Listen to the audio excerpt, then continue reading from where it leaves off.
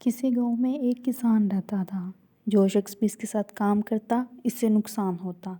اب کوئی بھی اس کے ساتھ کام کرنے کو تیار نہیں تھا۔ شیطان بہت پریشان ہوا۔ آخرکار اس نے ایک کسان کو اپنے ساتھ کام کرنے کے لیے راضی کر لیا، لیکن کسان نے بھی ایک شرط رکھ دی۔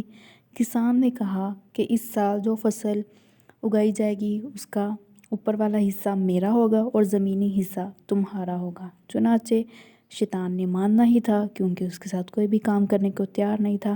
آخرکار شیطان نے اس کی شرط مان لی۔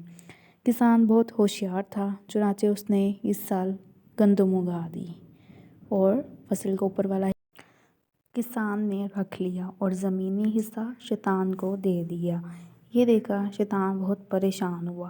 پھر اس نے فیصلہ کیا کہ اگلی فصل میں زمینی حصہ میں رکھوں گا اور اوپر والا حصہ کسان رکھے گا۔ چنانچہ اس نے کسان کو کہا کہ اس دفعہ زمینی حصہ تمہارا ہوگا اور اوپر والا حصہ میرا ہوگا۔ چونکہ کسان بہت چالاک اور ہوشیار تھا، اس نے کہا ٹھیک ہے، لہٰذا اس سال اس نے آلو کی فصل اگا لی۔ اس طرح کسان کو فائدہ ہوا اور شیطان کو پھر نقصان ہو گیا، کیونکہ آلو تو اگتے ہی زمین کے اندر ہیں۔ چنانچہ شیطان نے پھر سوچا اور اپنی عقل دوڑائی۔ اس نے کہا ٹھیک ہے، اس سال فصل کا زمینی حصہ اور اوپر والا حصہ میرا ہوگا اور اندر والا حصہ تمہارا ہوگا۔